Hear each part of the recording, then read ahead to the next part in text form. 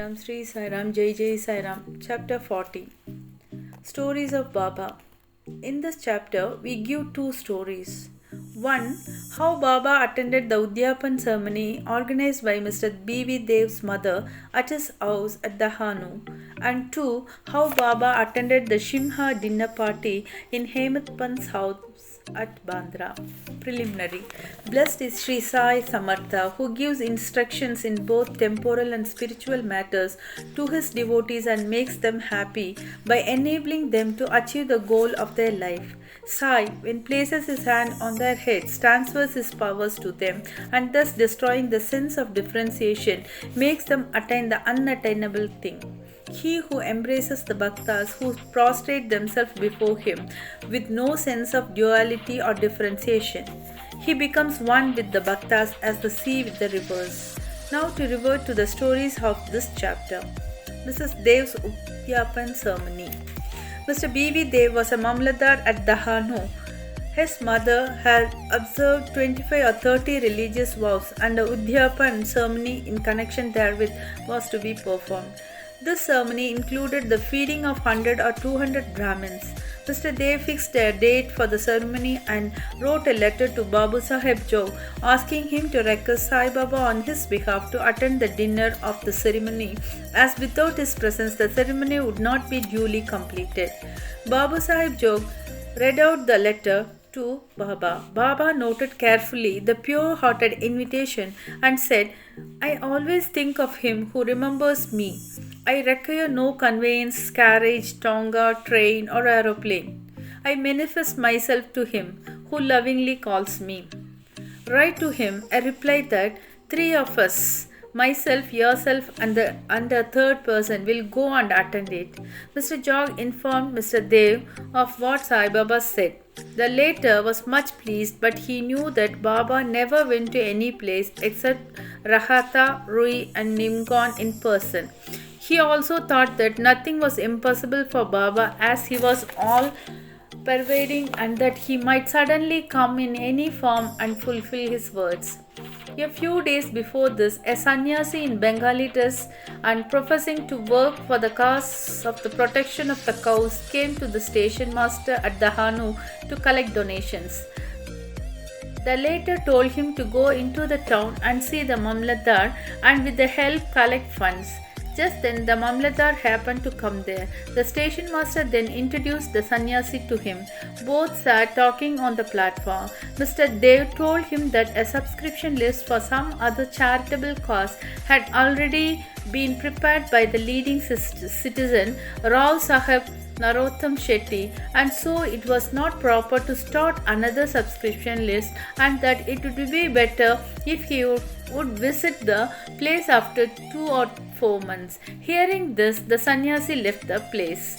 About a month afterwards, the sannyasi came in a tonga which stopped in front of Mr. Dev's house at about 10 a.m.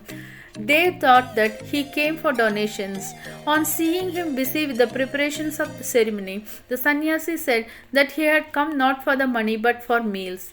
Dev said, All right, you are welcome in the house. The sannyasi said, 2 lads are with me. Dev said, Welcome with them. As there was about 2 hours for the meals to be served, Dev inquired where he should send for them. He said that it was not necessary as he would come himself at the appointed time. Dev asked him to come at noon. Exactly at 12 noon, the trio came, joined the party, and after feeding themselves went away. After the ceremony was finished, Dev wrote a letter to Bahusavi Jog complaining of Baba's breach of promise. Jog went to Baba with the letter, but before it was opened, Baba spoke. He says that I promised him to come but deceived him. Tell him that I did attend his dinner with 2 others, but he failed to recognize me.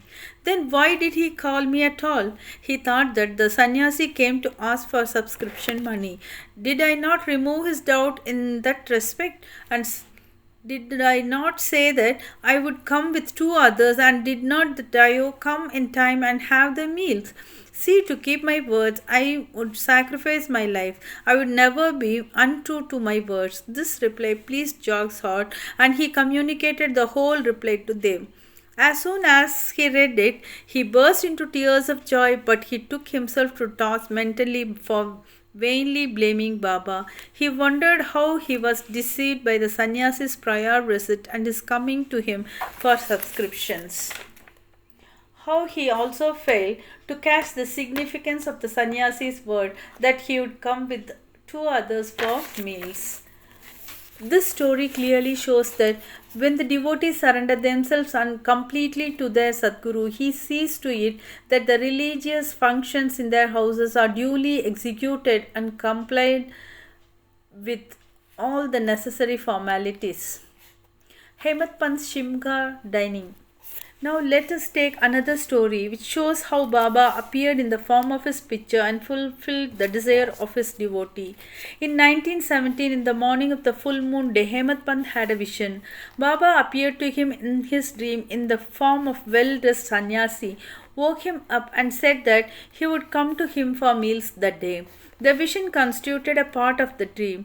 When he fully woke up, he saw neither Sai nor any sannyasi. But when he began to recollect the dream, he remembered each and every word the sannyasi uttered in his dream. Though he was in contact with Baba for 7 years and always meditated on Baba, he never expected that Baba would come to his house for meals. However, being much pleased with Baba's words, he went to his wife and informed her that being the holy day, a sannyasi was coming for meals and that some more rice should be prepared. She inquired about the guest, who he was and where he was coming from. Then, not to cause any misunderstanding, he gave her the truth and told her about the dream. She doubtingly asked whether it was possible that Baba should come there from Shri, leaving the dainty dishes there for accepting their coarse food. Hemat Pant then assured her that Baba might not come in person, but he might attend in the form of a guest, and that they would lose nothing if they cooked some more rice. After this, preparations for the dining went on, and it was ready at noon. The Holika worship was through, and the leaves were spread and arranged with rangoli around them. 2 rows were arranged with a central seat between them for the honorable guest. All the members of the family, sons, grandsons, daughters, and son-in-law, etc., came and occupied their seats, and serving of the various items commenced. While this was being done, everybody was watching for the guest, but none turned up. Though it was the past noon, then the entrance was closed. The Anna Shuddhi was served.